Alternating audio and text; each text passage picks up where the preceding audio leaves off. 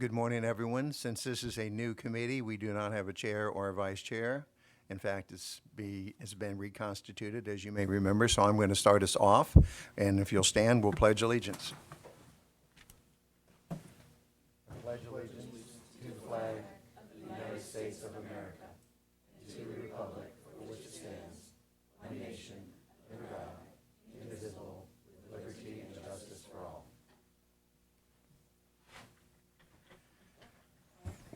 Our first order of business is to have elections, and we're going to do that from the floor since we do not have a nominating committee. The floor is now open for nominations for the position of chair. Mr. Roach. I would like to nominate Mr. John. Okay, Mr. John Melendez has been nominated for the chair. The floor is still open. I would second that. Okay. Are there additional nominations for the position of chair? Going once. Okay, I think we only have one nomination. So do I have a motion to approve the election of Mr. Melendez to the chair of this committee? So moved. Okay, moved in a second. Any further discussion? All in favor indicate by saying aye. Aye. Opposed, same sign. It's unanimous. We now have a chair. The floor is now open for nominations of vice chair. I nominate Mr. Mickey Jacobs, Vice Chair. Okay, Mickey Jacob has been nominated for the vice chair. Are there any further nominations from the floor? Hearing none, we're going to close nominations. Is there a motion to elect Mickey Jacobs as vice chair? So moved. Okay, any further discussion? All in favor indicate by saying aye. Aye. The ayes have it. We have a chair and a vice chair. It's now your meeting.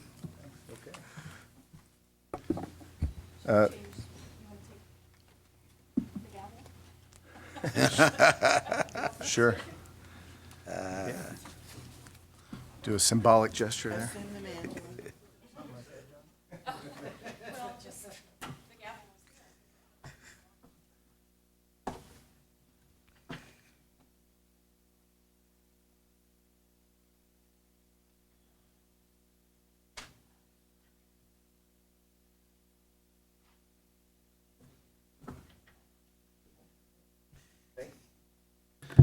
Well, thank you all. I'm humbled and honored at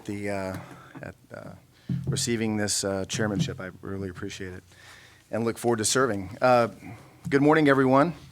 Our business this morning will start out. Wasn't really didn't know this was going to happen, so bear with me. But it's good to see everyone today. Item 1 on the agenda has already been done, taken care of, and next is public comment on any agenda items. If we have anyone who's signed up to speak. Is there anyone? Anyone who didn't sign up who would like to speak? Okay, thank you. Next on the agenda is a presentation on Voice of the Customer by Mr. Mark Ash with Transpro. Good morning. Good morning, and allow me to be the first Mr. Chairman to be able to present to you. Thank you for having me. Thank you, sir.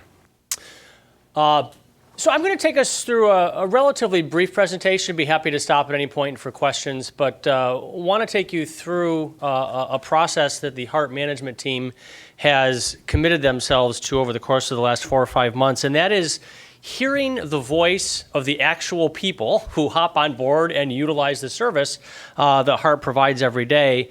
And working with transit systems all around the world, we so often see that people sit in rooms like this and talk about what's important to the customer. The HART management team actually went out and got on board the buses and listened to what the people actually paying fares and paying for the service believe to be important to them. So let me give you a little bit of an overview of the 2 different waves that we have done of actually riding the buses and talking to people who are actual customers. 2 key elements in this is we only talk to people that are actually fare-paying customers. So these are folks that are actually on board, drinking the coffee, if you will, walking into the coffee shop and taking advantage of the service that's provided. The second is the approach is very random in nature. So we approach every 5th person who boards. So rather than a person who approaches us, who may be very eager either to be an advocate or a detractor from the service, we actually approach every 5th person who boards. All told, in the two samples, one in August and one in December, about 520 in each sample size. And as a result of that, for participating, we provide each person with one coupon for a free ride of service. I'm going to flip you through a number of graphs relatively quickly, so let me orient you on the first one to give you a sense of what it is that you're looking at. The blue graphs that you're looking at represent the first wave of surveys. So those are the surveys that were done in August of the 520 customers. The red graphic that you're looking at is the second wave, the wave that was conducted in December. You will notice on some of the slides a yellow line across. The yellow line is the industry norm. So you're able to look at that and compare HART's performance to what we typically see as to being the norm in the industry. So now that I've oriented, let me dive into this. I'm going to go through each slide relatively quickly and happy to stop at any point to go into to a higher level of detail. The first is the frequency of use. You will notice that the loyalty of the customer base is far beyond the industry norm, and compared from the first wave to the second wave has actually increased. More people are utilizing the service 5 days a week. The second is trip purpose. Almost, or a little better than 2/3 of people are utilizing HART services to go to and from work, and it is actually above the industry norm for taking advantage of the service that they provide. About 85% of customers are using the service as much as they have during the course of the last 2 years. And for those that have changed, that's 16% of people that are riding less than they used to.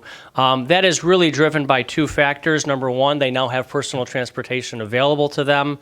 Or second, there is a whole host of other reasons that cascade from that. So the overwhelming reason that people do not ride as often as they used to is because they now have personal transportation. However, as I said at the outset, a very loyal customer base, 85% riding as often as they have in times gone by.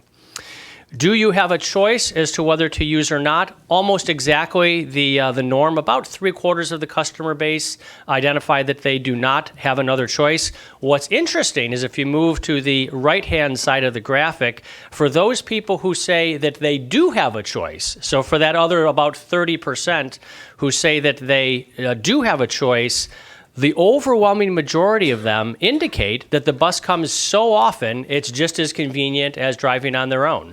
And I think that speaks very much to the service profile that the agency is putting on the street. The other overwhelming reason that people give is they want is an economic driver. They want to be able to save money. So between the two of those are the overwhelming reasons that people who believe they do have a choice, what motivates them to take advantage of the service. The question that we use across all of the transit systems that we provide customer satisfaction services for is a measurement of the customer's impression of the quality of the service. You may have heard of the Net Promoter Score, and it allows you to be able to compare your performance against any other industry. So, for example, if you are Apple or Disney, your Net Promoter Score is in the 70s. If you are a cable company, your Net Promoter Score is red. It is upside down. And the Net Promoter Score is established by asking on a scale of 1 to 10, are you likely to recommend this service or product to a friend or to a family member? 9s and 10s are considered to be promoters. 7s and 8s are considered to be passive. And 0s to 6s are your detractors.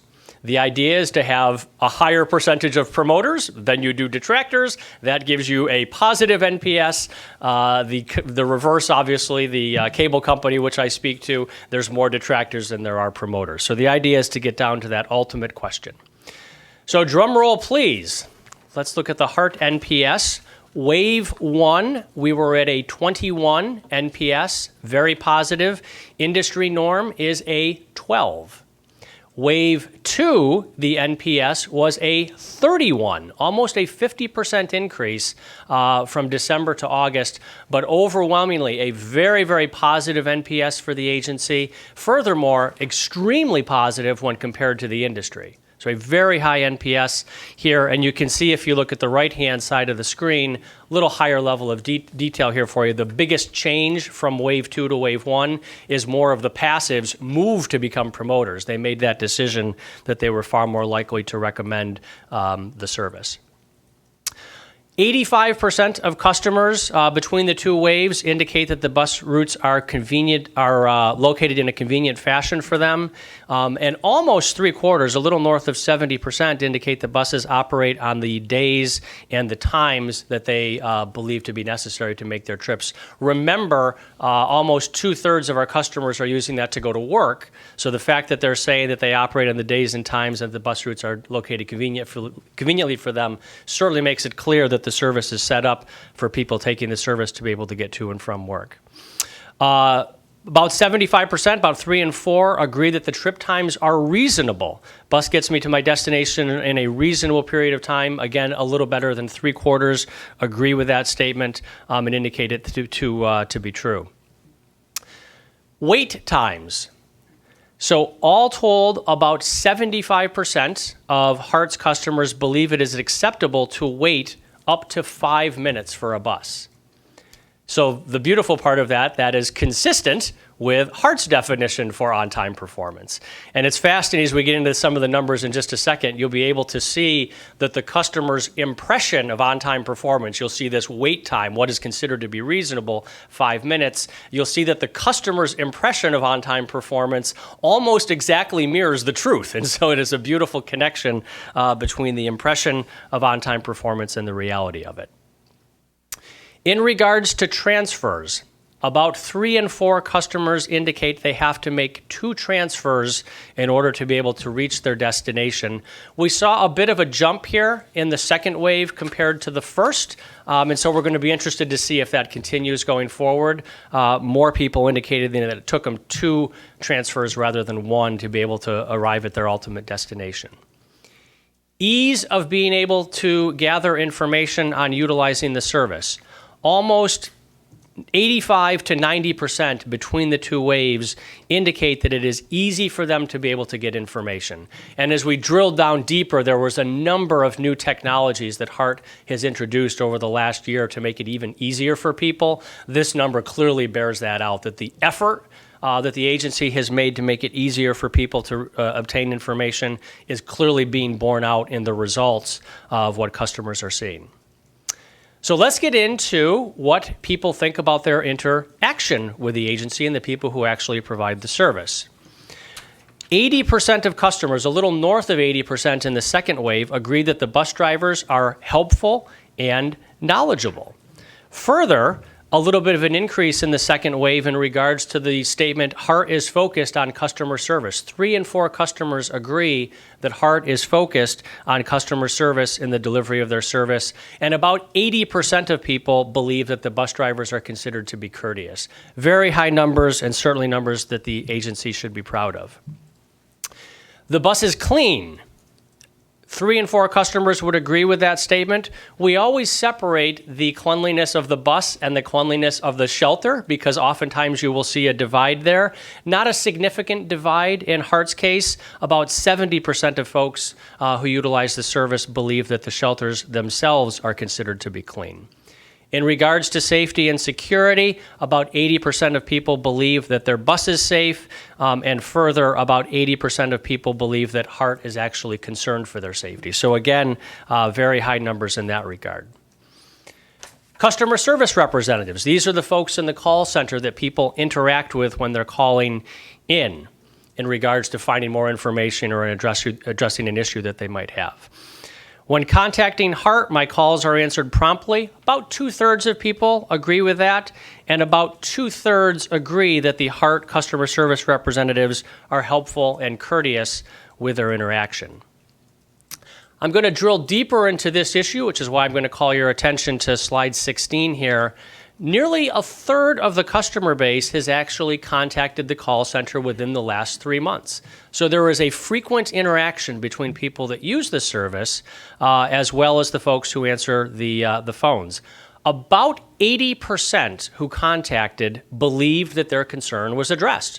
So when they contacted us, which they do frequently, about 80% felt that their concern was addressed. Let's drill deeper into that now. When someone contacts us regarding a concern and look at the right-hand slide, they felt their problem was resolved, they are disproportionately more likely to be a promoter of the system. You can see in both waves higher than the norm. Look at the reverse, however. For those 18% who contacted us and they did not feel their issue was resolved, you can see they very much are a detractor. So because we have about 30% of people that are contacting us within that 3-month window, that clearly creates an opportunity for us to work harder at resolving their issues and drive those folks into the promoter category. Overall satisfaction with the service that are provided, 2 numbers that I would call your attention to here. First, the fact that about 80% of customers between the 2 waves indicated overall satisfaction. I think the more important number on this slide is if you move to the right-hand side, look at how high the numbers are in regards to service having been improved over the course of the last year.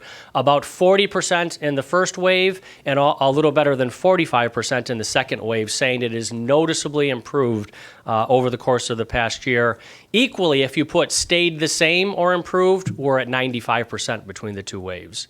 So certainly folks are noticing and feeling that service quality is improving on the street. This slide speaks to the distinction between customer service, which is what an organization puts out, and customer satisfaction, which is the rating of how well that service was delivered, right? Satisfaction is the ranking of how well did you provide that service. And you can see between the 2 waves, there are several issues that absolutely cascade to the top, and I'm going to move to the next slide to pull those out. But this focuses on specifically what the agency needs to be able to deliver on in order to ensure that customers are having a positive experience. So in the first wave, the 3 top issues were fair price, on-time performance, and travel time. In the second wave, fair price, on-time performance, and service availability. So there's a clear connection between the 2 waves, the 2 most important issues for people to be able to have a positive experience. And I think the agency is very much focusing on those key issues which are important to the overall customer experience. Why don't I stop there, newly elected Mr. Chairman, and be happy to take any questions that you may all have. Thank you for a great presentation. Appreciate it. Are there any questions? Thank you. That was very informative and I guess surprising in terms of the results that you have. I'm kind of curious in terms of the representative sample that you have of this from a standpoint of a survey.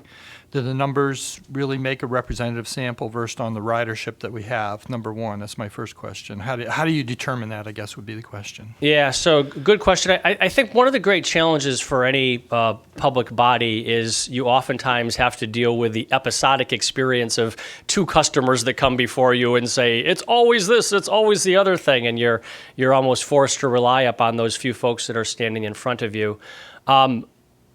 We work to establish a sample size based on ridership, and then we cascade that across all of your routes and across all of your day parts. So we obviously do much larger sample size morning drive time and afternoon drive time, and that is borne out by the fact that you have such a large number of people that are commuting to and from work. We have a smaller sample size on weekends, evenings, and middays because you have lower ridership at that point. We typically work to get a sample size of 525, so whether it's working in LA or London as we do, to establish that size will give you a sense as to what the customer base is, but we cascade it out on a proportionate basis based upon ridership. So we do that uniquely for each agency.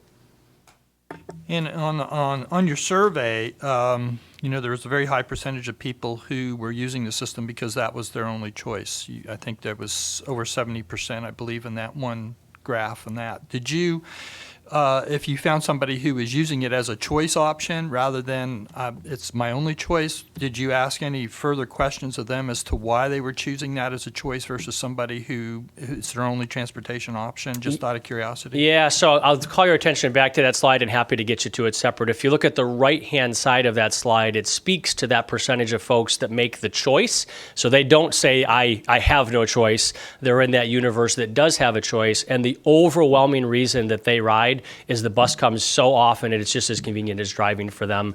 The second factor is economic. They're driven by economics. But yes, we did drill into that question.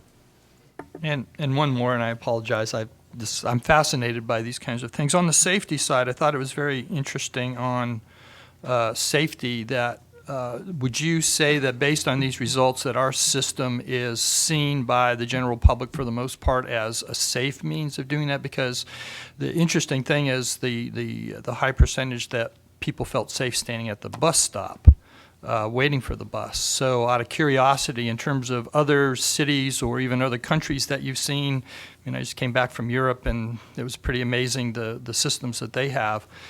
How do you see that as something in our comparison to those kinds of places? Yeah, good question. So I think there are two answers to the question. So the first is, you'll note that we separate the question into two factors. First, while you're waiting, the second, while you're riding. I think the first piece is the fact that both responses are about the same tells us that people do feel comfortable in their experience, because you typically see a rather significant divide. The second part of the answer to your question is people almost always feel safer on board than waiting. And the fact that we saw that bear out here, but there really wasn't a significant divide between waiting, I think does tell us that people do feel safe both waiting and riding. Commissioner Beckner? Thank you, Mr. Chair. Just on your methodology, I know you had mentioned that the surveys were administrated on all the different routes and proportional to the riding share. Did we receive actual completed share or completed surveys that were proportional to each of the routes, or were there some routes that we had a much higher rate of return on the surveys? I'm just looking to make sure that this is smoothed out over all the different routes, and that a few routes aren't overly representative as far as return surveys. Yeah, great question. So we actually do plot according to the way people actually do ride and actually do consume, and we won't stop until we've secured that. So if we need 2 more rides, I'm making up a number, on Route 9 in the middle of the day and we don't have it, we're going to continue to ride until we get it. So yes, it does. Okay, thank you. Yep. Yeah, Ms. Shanahan? That was one of my questions in terms of population usage and sort of feedback weighted proportionally. But the other one is, how often, is this like a annual, semi-annual? Do we do this? Is this going to be a continued feedback loop? And it was impressive statistics. We will be doing this quarterly. So we kicked off in August with the Transpro team, and we had very strong response. We also had about 60% of the respondents were male. We had and our passenger base is about 5248. So wanted to verify the data, but also make sure we had not oversampled. So we came back to December rather than just bringing you one wave. We will be going out quarterly. It's fantastic information, but it's only good if we continue to go up from the baseline. And then we also roll that out. I will call attention to the customer service data. You see a big jump in satisfaction with the customer service experience. In that window, our customer service team moved into place a lead system so folks could hand off issues which need a little bit more attention, a little bit more focus on detail. We are concerned with the information for folks who don't get the answer and go negative. So we are in the process of filling a customer service coordinator position to continue to improve that performance. I think the beautiful part of this, as Catherine points out, is the connection between the KPI system that the management team is building out today, which is the truth of performance. This gives you the other side of that, which is the impression of that, what people's experience are. And the power is when you connect the two of those, right? Truth and impression of truth. I think perception is reality, right?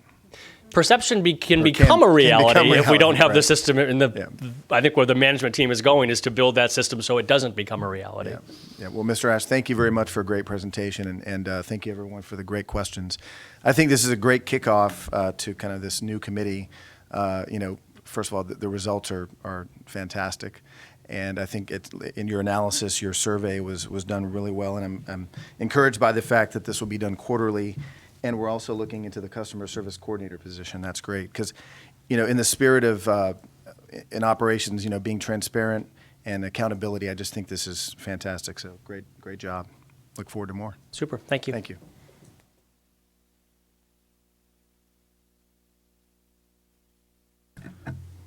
Next on the agenda, we have an update on the Tampa Bay Regional Fair Collection Contract Award by Lucian Campillo.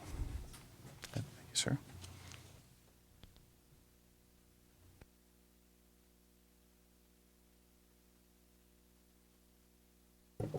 Good morning. Good morning, sir. Good morning, ladies and gentlemen. I am Lucian Campbell. I'm the Senior Project Manager for the Regional Fare Collection Project. It's also called the Regional Revenue Collection and Interjurisdictional Mobility Project. If you ever see that written out, it's a pretty big mouthful of words for it. Today I'm going to provide you some information about and some of the background about the project, the scope, the final costs, and kind of how we're planning to finance the project. Please feel free to stop me. Anyone on this slide who had a question? Yes, Catherine? So I'll jump right in there. We have, of course, been talking about the Fare Box Initiative, Fare Card with the different titles for several years now. It kicked off under Philip Hale as CEO. This is our top legislative priority. So the past 2 weeks, we've been in Tallahassee, and I think Cesar Hernandez has already bought a new pair of shoes, sharing this information. We are ready to go to award. We have discussed with our board previously that we will be doing this project, but if we do it without further assistance from the legislature, state funding, it will take us much longer to get to it. So we are moving, and we can go faster, and we can make this a faster win for our region and help our smaller partners with assistance. But with that, Lucian, take it away. Okay, the planning and developing requirements started almost 4 years ago on this project. We started as a feasibility study to develop a new fare collection technology and to save costs, and honestly to improve the ridership experience. It's a forward-looking commitment to transit and air in Hillsborough and also within the region that includes all the 8 counties. Bottom line, the contract's going to cost the region about $12.1 million. It'll include that regional back office solution that could be expanded to add other agencies or other modes of transit such as ferry or light rail. It'll include readers for all of the 8 counties' fixed route vehicles and fixed route vehicles, and about 10% of the spares on hand. There'll be an application solution that'll be scheduled to release and used across all 8 counties here in about 6 months. That's going to be mobile phone based. It also pays for all the data hosting and interfaces to some of our existing equipment that's on the bus right now.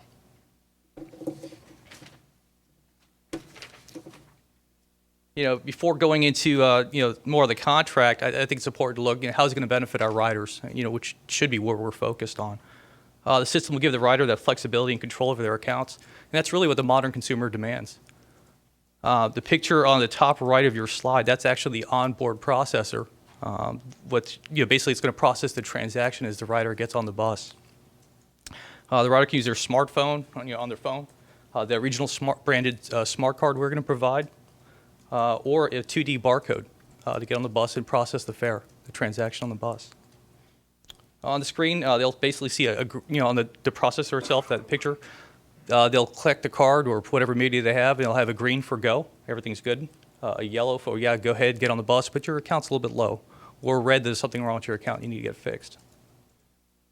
You can use your same account for all 8 counties, and it's basically going to improve that interaction with the driver. No longer is it going to be trying to give transfers and stuff like that. It's basically you're clicking, you're getting on the bus. It was interesting. It also gives a very flexible fares to pass system. So basically, I sat in the customer service area for about an hour, kind of watching how that works on the phones. And like Catherine said, it's pretty amazing to watch. I talked to a lady named Miss Beverly, and it was pretty interesting to watch her talk somebody off the ledge from being really hostile with us to becoming friendly to almost be calling each other sweetie and names. It was really kind of cool. And she brought up that a lot of our riders sometimes can only pay for that fare itself, that day. This system will allow that after you pay for 10 of those fares, it automatically becomes a month-long pass. So if you think about it, that's pretty changing the way we do business. And it really does serve our riders pretty well. For the agency, which is important to us also, it's going to save us money. Business case of having to replace those ticket vending machines you see along the street, it really just doesn't make sense. They're at the end of the life cycle. The guy that lives across me in their office, he's out there all the time with a hammer doing something to make the thing work. So honestly, it just doesn't make sense anymore. The buses will have faster boarding. The Jacksonville Transit Authority is using a system like that right now. And basically, it's going to improve that on-time performance. Customer service will be better because the customer will be able to see the data. He'll have his own access to their own account.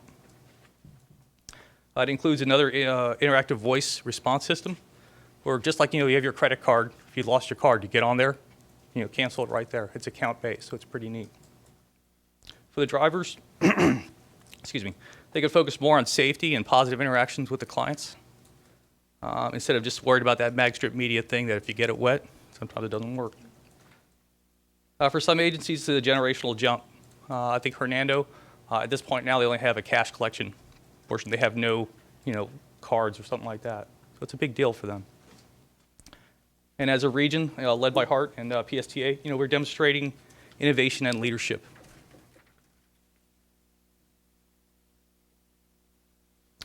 Now, there have been some changes in the process as the concepts moved from concept to an actual plan to a project that's about to happen. Originally, costs were going to keep us only to 4 agencies coming right outside the gate. That's changed. We get all 8 agencies within the contract option. And the project will be completed about 708 days with an additional 90 days for our, some counties going with an open payment plan. That's going to work with that. So entire project be completed about 798 days. As I stated earlier, that smartphone solution we'll have ready within 6 months. So, we're going to have a pretty quick win on this. The procurement process, led by Mr. Al Burns, was thorough, fair, and very transparent. Contract right now, the funding and prices are 100% solidified. However, there is some legal language we're still working on, specifically the indemnification and an escrow account for our code. Basically, as they're developing new code for us, it's going to go to an escrow account in case if something happens to the company.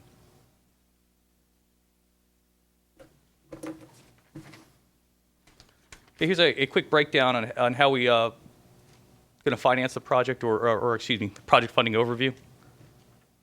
Project that costs about $12.1 million, as we talked about earlier. And this is our plan to kind of, as we're moving forward. Quick, bring your attention to is that asterisk with the key financing, $6.4 million we're going to have to finance right now. Just kind of give backstory, you have to have the contract fully financed before we can enter it with the vendor. Total funding we have available is $12.153. And that finance, I want to make sure you understand, it's a stopgap. We've secured the financing, but we don't plan, our goal is to achieve additional funding, both federal and state, to pay for it.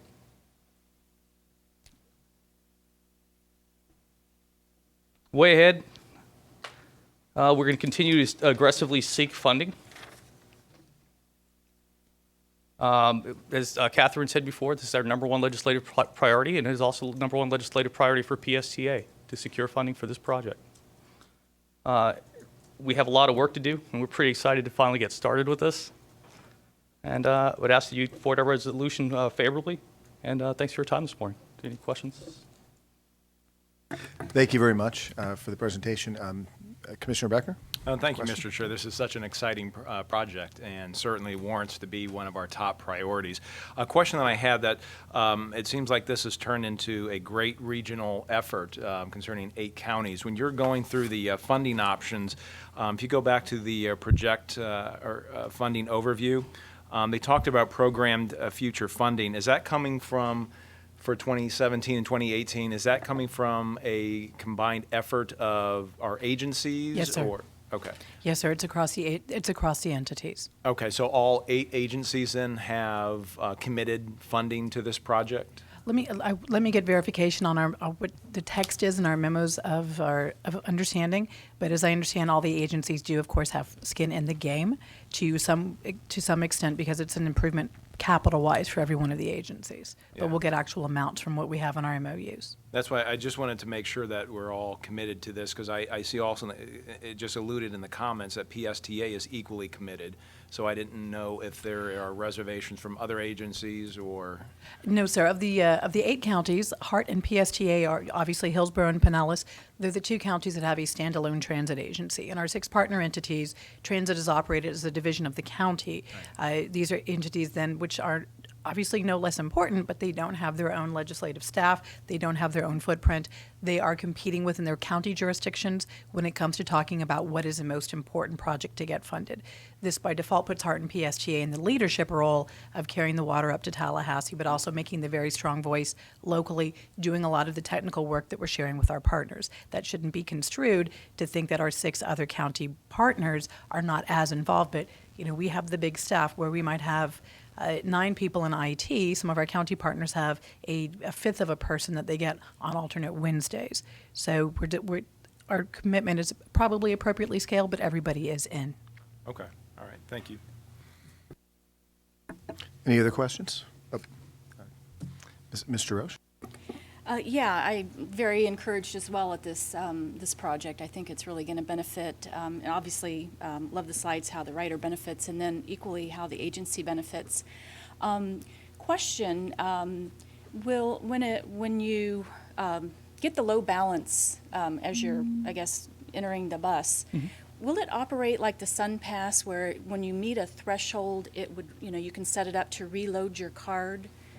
So that it's kind of like a seamless transaction? Absolutely. It depends on the user and how you set up the account. We haven't been through design yet, but that is part of what's available. Part of the could send statement it of there. work or- You could actually go to a debit where, you could actually get on the bus with a red, and then it'll charge your account. Before you get on the bus again, you just pay for Right. that one you already did in case you missed it that day.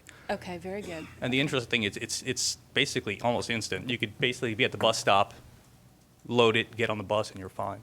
Right, and you can do that from your phone at your Absolutely. home, at work. Love it. And speaking of SunPass, will this, is there looking into tying this in with the SunPass system later on, or how we? We are actually pursuing that today, and in fact, in speaking with Senator Brandis, who is our proponent in the Senate carrying through our legislative request for funding, he's focusing on this as the pilot program here in our district that is deployable throughout the entire state and will fully integrate with the SunPass technology. So the goal is to have one place where a traveler has to put his or her money, and then imagine the data we can get back. If we know a SunPass is active in a location and it has a toggle over to some level of service, we just don't know that affinity today. And the amount of money that we can save in rolling out more responsive services, not to get geeky, we're very excited about that as well. Yeah, and I think that's key because there's a lot of SunPass users, and if they find out that they can, use this on transit, I think that could translate into, better business for us down the line. So very excited to see that. Then the only other question I had regarding the project funding, and again, it's the key financing. And the question is this something new for HART? Have we ever done financing in advance, committed to contracts that we don't have funding in place? I believe this is our first example of this structure of financing. I could not say that we have not in the past done this.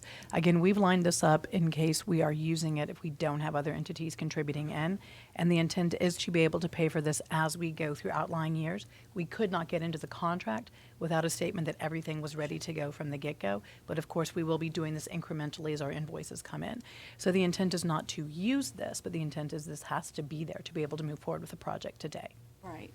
And then, so then my follow-on question to that then would be 6.4 million over, what is the term, just so I can get an idea It's of how 5 much? years, and the So- first payment's due in 2017. Okay, so we're looking at 1.2. 1.34 million. 1.34 million. Okay, so if we had to dip into reserves or something, that would kind of be the yearly hit? Yeah. That absolutely, that's the right word, the exposure, the Yeah. liability. Okay. Okay, very good. Very, very happy with this.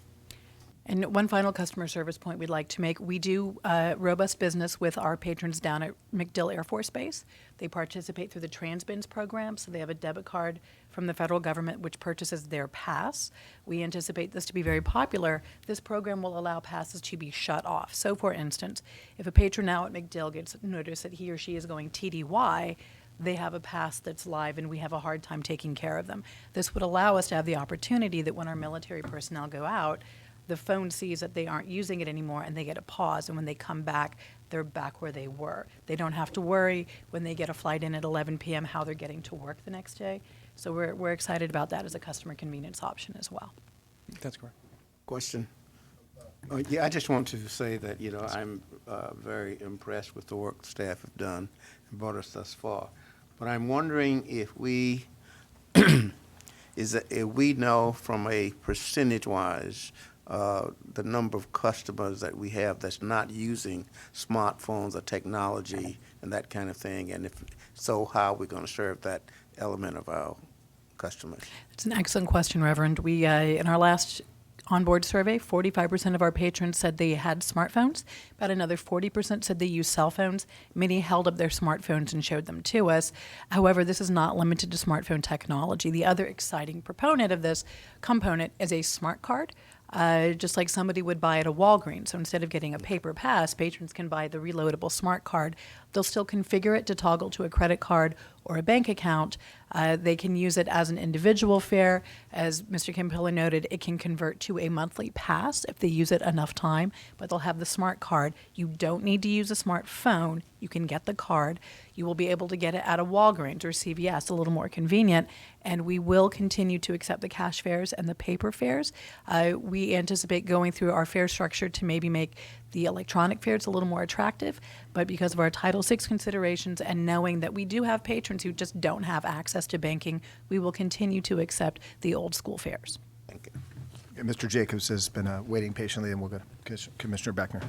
Thank you, Mr. Chair. I've got a couple questions. I don't know if this is for you or for Al, but my question is, based on the financing that you put in place for the installation of this, do we need to budget a certain amount annually to maintain this system? Is there a cost to maintain the system, and how do we foresee having to do that? I assume there is, but how do we do that, budget that, and prepare for that is my first question. It's a great question, and it's more an operational answer than from Al's portion. There is a the hosting of the database cost is going to happen, just like our other operational costs for collecting money. We actually anticipate there'll be a drop. It costs a lot of money to pick up money, cash, sort it, bring it out, have Brinks bring it to our deposit and everything else. So yes, it will cost us money. We believe that there's going to be enough cost savings that within our operations O&M account that it should be okay. And then 708 days, right? Yes, sir. When the 708 clock days starts to working ticking. on. Yes, Yeah. sir. In that 708 days, how do we foresee a transition period? In other words, are we going to be bringing it online proportionately based on? I assume you've got a pretty big challenge in terms of installing equipment on vehicles and getting people aware of this. But is this one start at the end of 708? Are we doing this incrementally in terms of bringing the technology on board and getting people used to it? How do you plan to do that, and what's the process? It's a great question. Implementation, testing, it's going to, as we've looked across the regional working group, we're not going to accept anything until it's been vetted, tested, and communicated to the public in a way that would set us up for success. We're looking at the test program or pilots, how it's going to work. We've mentioned streetcar within the Tampa area because it's a closed loop. It's getting this stuff on the buses and making sure they're working before we even say they're active. So I guess to answer your question, we still haven't gone through program design and implementation before we go to that. Thank you. I look forward to being one of your test subjects. It's going to be a lot of fun. Yeah. Thank you. Commissioner Beckner. Thank you. And kind of continue to play off what Director Jarosh, because she had brought up some great points about the tie-in to SunPass and such, and then we started talking about pricing points on our surveys. And I think, Catherine, you alluded to this, but have we discussed offering discounts for people that use this card, just like they do in the SunPass, where you have either, you can use a SunPass or you have like you pay the toll by your plate, so that would incentivize people to use the regional fare card, or perhaps even get discounts for frequency? Yes, sir. At the risk of getting very big, we'll shrink it down. We have not done a fare change since November of 2011. Our fare recovery has held at about 25%, so based on previous years, we have been well positioned. PSTA did a fare change since our last fare change. Part of this process is doing a comprehensive fare structure for the region. So we all have essentially an easy to understand base fare, reduced fare, premium fare, priced in the same increments, and this would contain an incentive for folks to go to the electronic fare. Partially it is cheaper to not have to do the paper pass and to do everything with the back office, partially also to encourage folks to go faster. Previous years, we've told you that if we could save 5 minutes off every trip, we could save $3 million annually. That's enough resource to pay for 12 rush hour vehicles operationally. Our planning guys are freshening that up for new numbers, but it will only go up. So it is reasonable to offer an incentive to board faster when that will save us more money going through our schedule throughout the day. Yes, sir. Great, thank you. All right, thank you all. Just a couple quick questions regarding rollout of communications, and because I think there's a lot of good information here that I just learned today, new information, And when you're on those kind of elevator ride speech opportunities with, someone in Tallahassee or even just a constituent, how can we message this, and what should we be, conveying? I mean, obviously, everything discussed here today is public information. Will we be doing any kind of rollout to kind of spread this word?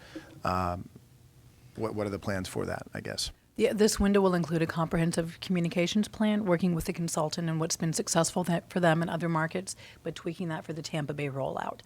Clearly, this has gone on in Dallas, this has gone on in Portland, so we're stealing from what worked and what didn't for them, and we will be coming up with a communications plan. At this point, we have the 2-page white paper that has been a little higher up, and here's what's going on with the program. And our legislative agenda, we will be working on getting more information coming out. The board should vote next week on whether or not to award for this, and that will kick off a smaller little communications. Here's what's going on, here's what's neat. We will keep it also structured so we have relevant information through all 798 days. It's a lot to process at one time. Thank you very much. All right. Well, thank you, sir, for a great presentation. Appreciate it. Thank you. Yeah. All right. Any other questions, or everyone good? All right. Next on the agenda is a committee action item relevant to what we just discussed. It is item 2A, to authorize the chief executive officer to award a contract for the Regional Revenue Collection and Interjurisdictional Mobility Project to Innovations in Transportation, Inc., for a total not to exceed amount of $12,088,783. We have a motion and a second. Any discussion? Okay. All in favor say aye. Aye. Aye. Motion carries. All right. Next on the agenda is a discussion item by our General Counsel, Mr. David Smith. Good Mr. morning Smith. again. As you know, we are in the process of conducting our annual evaluation of the CEO. You received some materials in this regard. Each board member received an evaluation form. They were filled out, they've been tabulated, summarized, and the output of the collective evaluation is available. It's important to remember a couple of things. We are under an employment agreement with the CEO. We have an obligation under that employment agreement to conduct an annual evaluation based upon the performance standards articulated by this board, and those were used in your evaluation form. We also, and I want to read this directly from the contract, have the board of directors may elect to grant a merit increase at the level budgeted for non-bargaining unit employees based on a determination that applicable performance standards have been achieved or exceeded. If you will look in your materials, there's a summary on the second page of the 3-page summary showing you exactly what those standards are, and it has a tabular presentation of whether those standards have been achieved, not achieved, what the standard was, and what the result was. So you can see for ridership productivity was not achieved, efficiency was not achieved, safety was achieved, quality of service was not achieved, except the complaints per 100,000 passengers was achieved. On-time performance was achieved. So this is a short summary of the criteria that are described. Also, if you look at the summary of the ratings, every board member except for Mr. McLean filled out an evaluation. Mr. McLean was of the opinion he was not here long enough to make that evaluation. The summary of those evaluations is provided at the bottom of 3.2. You'll see Director Crino, Director Bowers, Director Melendez, Director Jarosh, Director Beckner, Director Miller, and on the next page, Director Jacob, Director Merman, Director Suarez, Director White, and Director Shanahan. Director Vance is there. I think they were added because they came in belatedly. But you can see the average rating, a 3.5. The merit increase budgeted for the HART non-bargaining unit employees for fiscal year 2015 was 3%. I believe that was a 1% lump sum payment and a 2% salary increase. So the next steps here are to review the performance evaluation and make a recommendation to the full board on the level of merit increase. Are there any questions in that regard? Anyone have any questions? just to make sure a nuance is evident to you, that language says grant a merit increase at the level budgeted for non-bargaining unit employees. It seems to suggest that that is your only option. This was a provision, by the way, that was in the pre-existing contract. And it was a provision that the predecessor CEO was of the opinion was very important to be in the contract. It was retained in the follow-up contract. So that is the contract as it currently exists. So, question. Yep. Question, Reverend Bowers. Yeah, so we're saying that either we can grant 3%, we don't have any option on that. That's what the contract seems to read. I have a little bit of problem with that being the case because this committee and the board generally has plenary powers. I mean, obviously, you could amend the contract if you wanted to as well. So, but that's what the contract currently says. You can grant an increase. It looks like you're limited to 3%. Why, if you're allowed to go up to 3%, you couldn't do less, I don't know. But I think it was intended to create a correlation between the CEO and the workforce at large. He and she, in that case, would have a correlative merit increase as would be applicable to the workforce at large. So that's what I think the contract contemplates. Of course, there's something the board can change that over time if they choose to do so, but that's our current status. Thank you. I'm sorry for being so prolix, but it's a little bit anomalous provision. But it seems like if it's like, as you stated, it's pretty clear. It doesn't Thank give you. us any flexibility. So let me just clarify, we do a review, and yet the parameters of the implementation of a raise is outlined in the contract, so the review doesn't really impact the decision. You can choose, what the contract says is you may elect to grant a merit raise. So you may also elect not to grant a merit raise. So based upon the performance of the CEO, if you think it's appropriate for the CEO to get a merit raise, then you would do so. And Ms. Egan, did you have a question? No, you're good? Okay. Okay, well, with all that being said, in the spirit of reviewing the evaluation rating summary and forming some type of recommendation, are there any other discussion points or questions regarding a recommendation? Or any, Director DeRoche? Yeah, I would, maybe we could, this is the first I've seen the ratings of the other board members, and I think it might be appropriate then to have this as a discussion item at our full board meeting. Would you like to move to do that? Do we need to make a motion to do that, or we just defer? What's pending before you is whether this committee is going to make a recommendation to the board. That recommendation can be, if the committee so chooses, to have it a topic of discussion for the entire board without taking a position with respect to the merit raise or no merit raise. Understood. Thank you, Mr. Okay, Smith. then I would like to move that we move the discussion of the performance evaluation to the next full board meeting. Do we have a second? Okay. All those in favor say aye. Aye. Nay? All right, the ayes have it. Okay, thank you all. Let's see, the next, let's see, I think that could complete our agenda. Let me jump back here. If we have one more. All right. Next on the agenda is item 4, information item, HART Employee Benefits Overview by Dara Chenevert, Interim Chief of Business, Enterprise, and Safety Officer. Ms. Chenevert.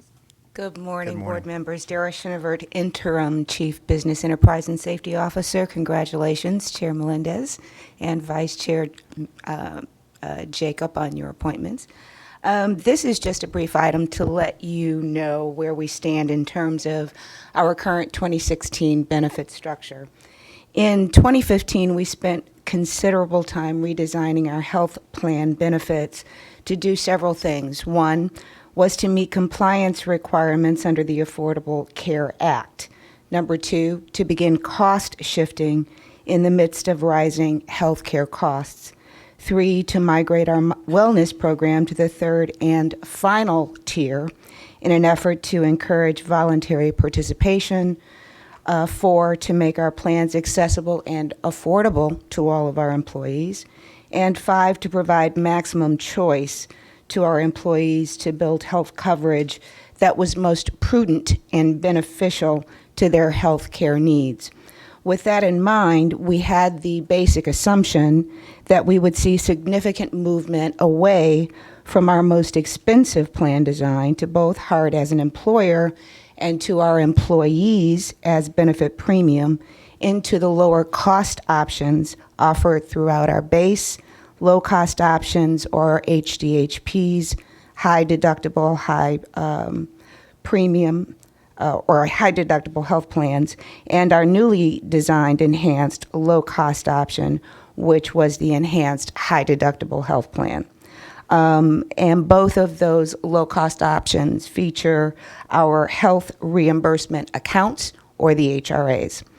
After completing an audit of our newly received numbers relative to our 2016 enrollment, one of our assumptions has been validated. We saw a significant movement away from our most expensive option to both the employer as well as our employees, which was the buy-up plan. There was a 25% shift away from that plan option. We also saw, as a matter of creative benefit design planning, at least 16 of our employees actually take the stipend as opposed to signing up with coverage for our plan. As the year goes on, we will be coming back to the board with further updates related to trend analysis to determine if our assumptions are continuously validated, as well as to provide any further information on the distribution of our employee population throughout the 4 plan designs that we currently offer. So that is just an information item. I'd be happy to take any questions. Thank you, Mr. Chair. A couple things. What's the status of our reserves for our claims reserves related to that? I would need to defer that question to Jeff Seward, our Chief Financial Officer, and I don't believe that he's here today. We can certainly bring that back as an information piece through our finance team. Okay. And also the second part, have we noticed any spike in claims that were unexpected claims this particular cycle? We have, and certainly since we've been keeping an eye on the trend analysis and the claims reporting, there have been several significant claims experiences that we believe we've suffered together with several other large self-insured employers throughout the Hillsborough County and certainly the Florida region. Some of that information suggests that there have been several catastrophic claims, and that experience seems to have been consistent across all of Hillsborough County. Is that related to the claims of hepatitis C vaccinations? Well, there have been some high pharmacy costs associated with that particular pharmaceutical.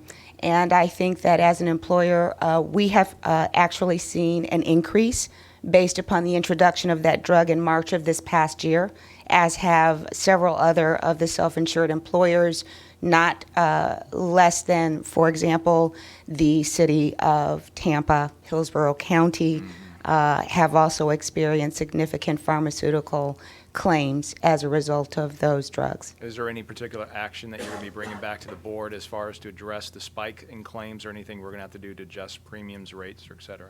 And that is an excellent question. What we did last year as part of the plan redesign was to actually introduce a new deductible pharmacy option. So we have now moved our pharmacy into a 4-tier program. What that means is that Tier 1 drugs, which are typically known as the generic drugs, are at no additional cost to our employees. They pay the generic amount either on a monthly basis, or they can do it by mail on a 3-month basis. For specialty, non-specialty, and preferred drugs, we have changed the structure of the plan so that we actually have a deductible in place. So once our employees meet a $100 deductible up to a maximum of $300 per family, then all of the co-payments fall to the representative levels of $50, $75, and $100 respectively. So we're hoping to be doing some cost containment in that regard. Just not quite effective against the new hepatitis C. No, not quite. Thank you. Thank you, Ms. Segan. Do you And have- Commissioner Beckner, to your point, we spent a lot of time last year talking to our folks on plan design, saying, look, we're a bus agency, and if we have to choose between bus service and health insurance, we're not addressing things. So starting last June, we engaged our staff on what was of value to them. What did they want to see? They asked us for opt-out programs, additional programs. So the plan design that we rolled out January 1st, because we're calendar, is based on their feedback, but also shifting a lot of costs. As January and February resolve, we should have a little bit more claim activity to see what's happened. Through last year, we spent over 20% of our budget on prescription medications, and the lion's share of that was name brand, though over 80% of the prescriptions filled by our entity were for generics. So the HR staff, as well as Cindy Zambella, I got your name right, thank you, our new senior budget analyst, are spending a lot of their time making sense of last year. So we differentiate catastrophic and the new way of doing business. Again, as Dara mentioned, we're benchmarking with our peers at the county, city of Tampa, talking to other transit agencies, and trying to stay ahead so we can continue to get that bus service out. And we can't do that if we don't have a good sense of how 15 differentiated from 14. And once we have our hands wrapped around that, we'll be bringing more information back to a committee for an update. Well, all I can say is that when a drug costs $100,000 per dose, and we have to treat employees covered under our plan, I mean, that's part of the plan coverage, but I would also suggest and ask, as I've done in the county, that if there are other ways that that if we're seeing a spike, especially in hepatitis C amongst that's unusual, that there are other ways that we can help address on the preventative side that would also have a long-term impact in our budget. Yes, sir. And to that point, Commissioner, excellent point. We have partnered with our healthcare plan provider, Cigna, and Cigna provides significant health education and awareness programming.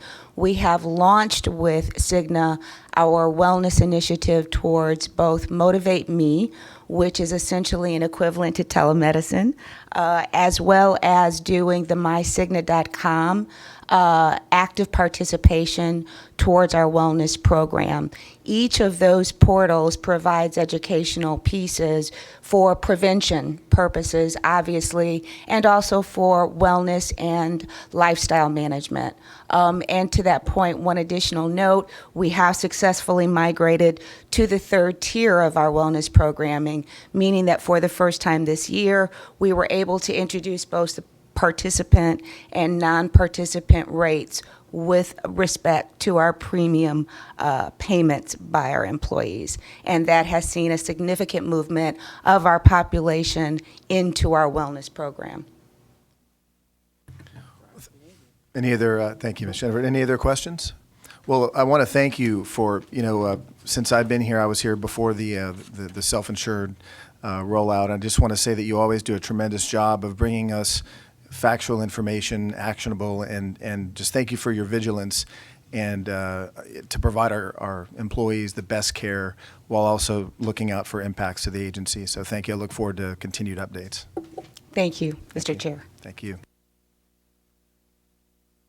Okay, Ms. Egan, did you have anything? Yes, sir. At each station, you should see a paper copy of a draft letter to the editor that staff distributed last Wednesday.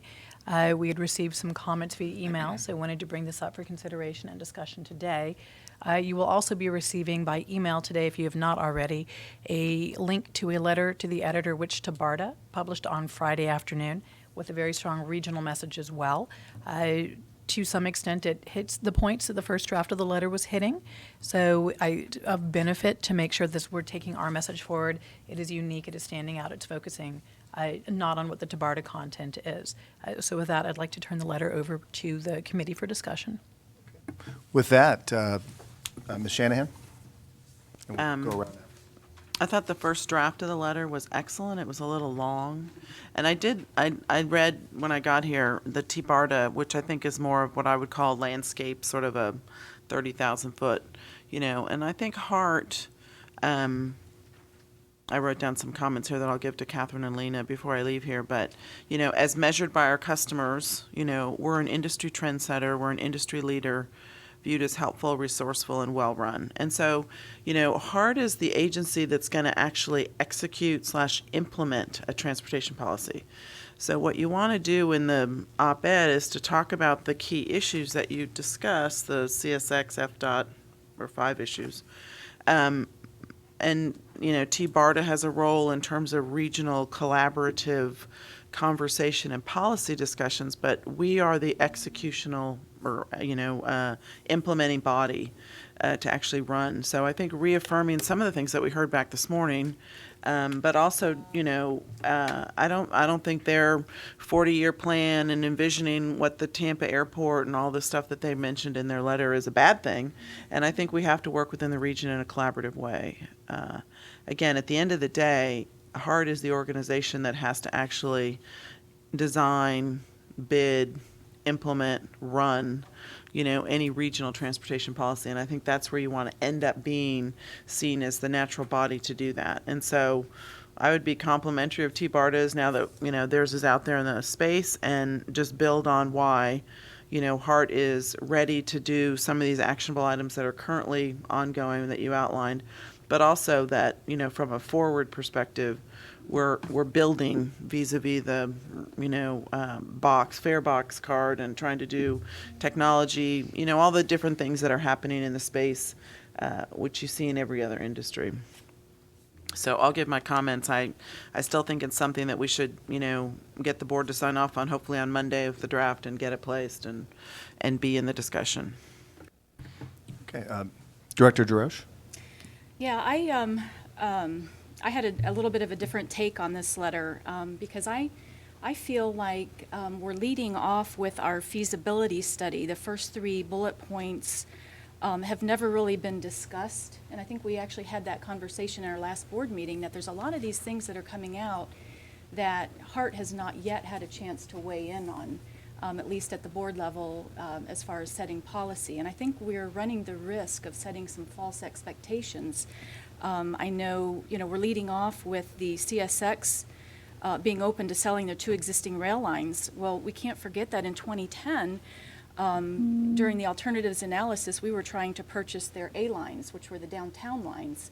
And they were very protective. It's their property, fine, but they were willing to sell these B lines that go all the way up to Citrus County back then. So I don't see this as anything new. And given our discussion on the fare box, I would be leading on the fare box. I think that's the new innovation. I don't think we've done a good enough job selling our existing 10-year plan. I think if you ask anyone on the street, they don't know that we have plans for the east-west that will take them from Temple Terrace. They can connect up at USF and go to the airport. We're looking at a downtown BRT to the airport. We're looking at a Brandon Metro Rapid line. We have flexes, we have circulators, we have smaller things in store where people out in the outskirts of the county are, looking for service. So I think what we're doing is we're setting up some false expectations, and we're leading with policy that has not been set yet. So I was hoping that we could go in a little bit different direction. And, especially with the CSX, I mean, that's a feasibility study. It may well be unfeasible. So where are we then, And I think, we have a perfect example with Sunrail. Their ridership, they have a commuter rail system that has been out there for a couple years. Last year, they had 900,000 ridership on a $34 million operating, which is a $38 cost per trip.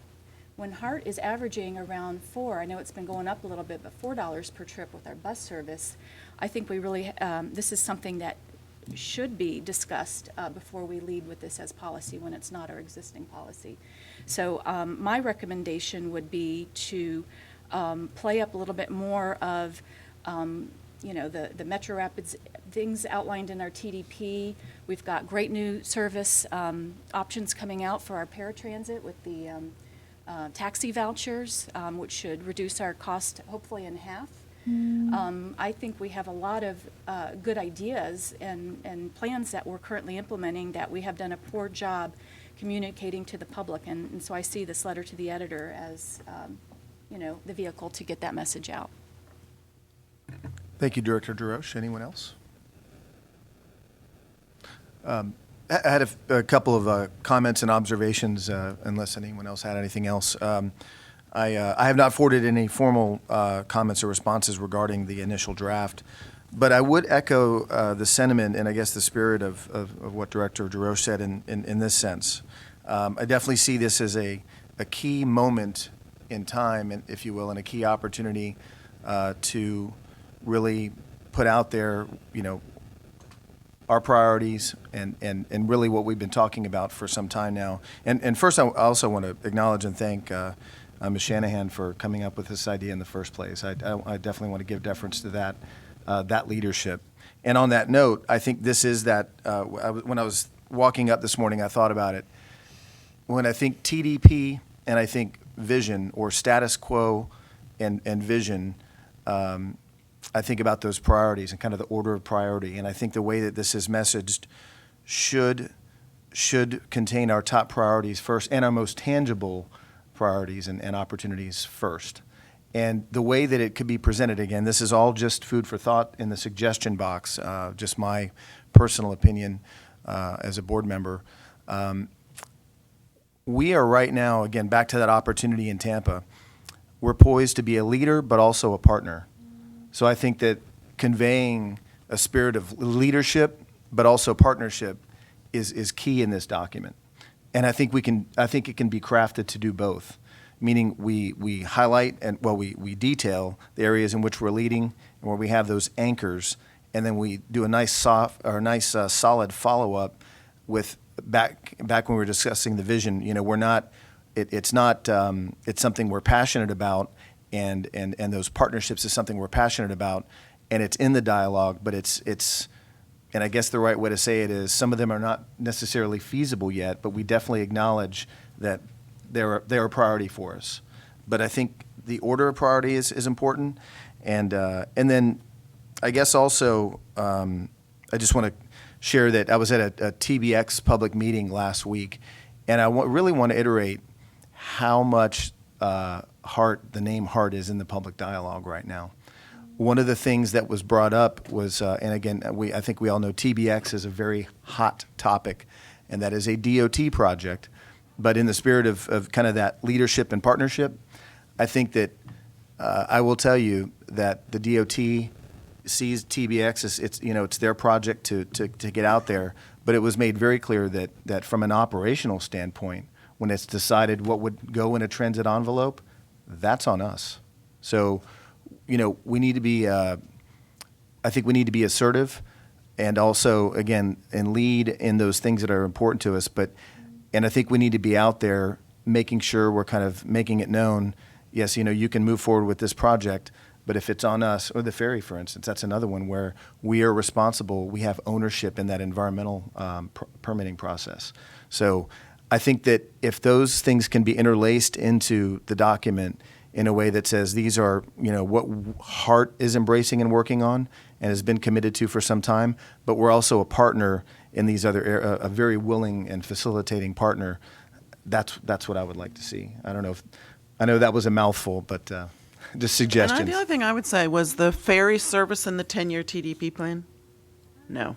I'll answer that. It was no. So you have to be perceived in the space as a partner who is willing to go through. You want to be at the table instead of being told something, And so if you take yourself out and say, here's my 10-year plan, and this is what it's designed on what we know today, versus what a 10-year plan could look like. And we don't have all the knowledge here. So you want to be seen as, a you want to get to the table so that you can help design the, transportation of the future, not necessarily come at it with, it's going to be just what we have in our 10-year plan, which is rapid transit, which is all good services and getting better with the use of technology, information, feedback, alternative options.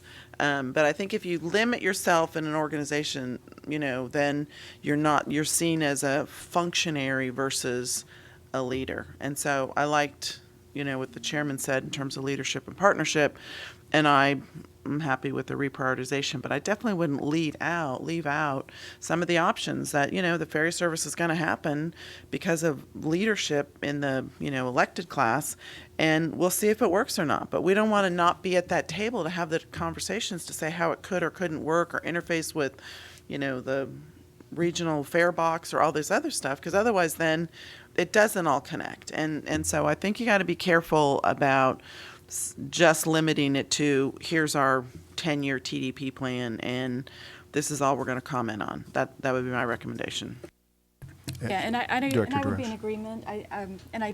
But I think we have not had these conversations, and I think that's healthy that we do. And again, we alluded to that at the last meeting, that's something that this board needs to do a little bit better job of, where we can weigh in on these, because there may well be some things, especially the ferry. I think that's a great one that we should have in our 10-year plan if it's not already. But yeah, I would agree. But I think that we need to have more of these discussions before we go public with it.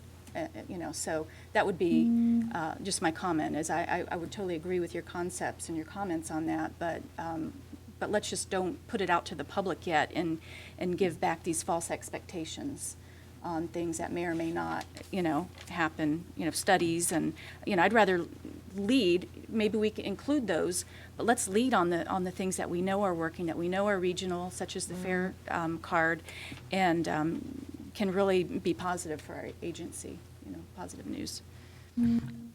Yeah, thank you. Just a quick follow-up comment. I definitely agree with everything you said, Ms. Shanahan, especially, I see a second reworked draft as inclusive and definitely not exclusive of any concept. I know it's going to take some artful crafting to get it into the size of a letter we need, but I think it's worth it to make sure we don't leave anything out. So, yeah, sure. Yeah. Director Jacobs. Yeah,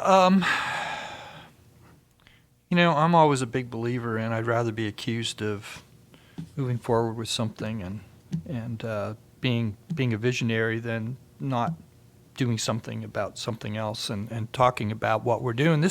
We need to tell our story, and we need to tell our story more effectively. And I think, Ms. Shanahan, your initial thoughts on this this is a way in which we can better tell our story in the public about what we're really doing and what we're trying to change in this community, which I think is really important. So I'm all about, let's tell our story. Let's tell our story effectively. We got a lot of brilliant people working in this organization on some really great stuff that's going on out there, and we need to tell that story to our community because, again, with the perception is reality, how do we become perceived as those visionary leaders on the transportation issues that this community faces with all the back and forth that goes on in transportation here? I really think that's really important, and crafting that effectively, I think, is a great first step in going right out face first in that and saying, we are leading this charge. We are taking a vision and we are leading, and we want to make it better, and this is what we're doing as an organization, and we're committed as that and getting the people who are committed. And I think that's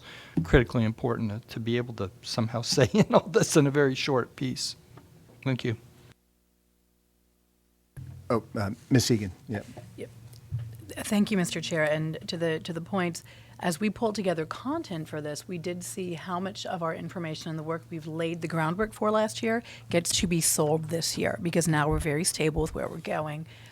So as we did the draft, we were laying out what the communications will be for the next 6 months of telling our story, what we're doing now, what we're not. So we have great content. If I can summarize, what I'm hearing is lead with, here's where we are doing visionary things, and it's laying the foundation that makes these future initiatives possible. Nutshell version. In the structure. I wouldn't say they're visionary. I would say they're reactionary, taking Okay. advantage of you know, upgrades in transportation, the technology, real-time, you know, responses. Okay, so here's to where we are with the community. program, taking advantage, and it lays a foundation for a vision. For example, you know, I think it is some reactionary. I think there is some vision with some of the rideshare options, some of the taxi vouchers, you know, that innovative, cost-cutting, you know, if we can pare down our paratransit costs, that's our biggest cost driver. I mean, you know, so I think we are being visionary in that regard. Regarding timing, and obviously we have the first draft and a rework here before us, I want to make sure that we, you know, given there was some discussion, but also considering timing, are there any suggestions or thoughts on what the next step is? You know, do we wait and advance something to the next board, or is the timing such that, you know, given, I forgive me, I have not read the T-BARTA editorial yet, but I think timing is important. Any thoughts on that while also respecting our other board members? Just some of Commissioner my Beckner. initial thoughts, Mr. Chairman, is that timing, you're absolutely right, timing is going to be critical. And from my viewpoint, part of the most important timing is going to be going into the month of February. If everything stays on schedule, the Board of County Commissioners will be taking up the issue of the Go Hillsborough plan at their second meeting in February. And so there's going to be a lot of discussion, if everything flows as correctly, about transit coming into February. So I would certainly think that if we could get something back for full board discussion next week when we have our regular February meeting, and try to get something finalized, the kind of time somewhere in the first couple of weeks in February, I think it would be, that if you're focused on timing, I think that's going to be good timing. So revised draft out this week, and then final conversation again on Monday. And final conversation on Monday, and I think both Director Drosha and Shanahan have great points. You know, you got to make sure we stay focused on our message and what we want to communicate, because everybody, you know, attention is going to be, my belief is going to be a spotlight on transit, and if things move forward in February, it'll become more intense. So we want to make sure that we get the right message from our agency.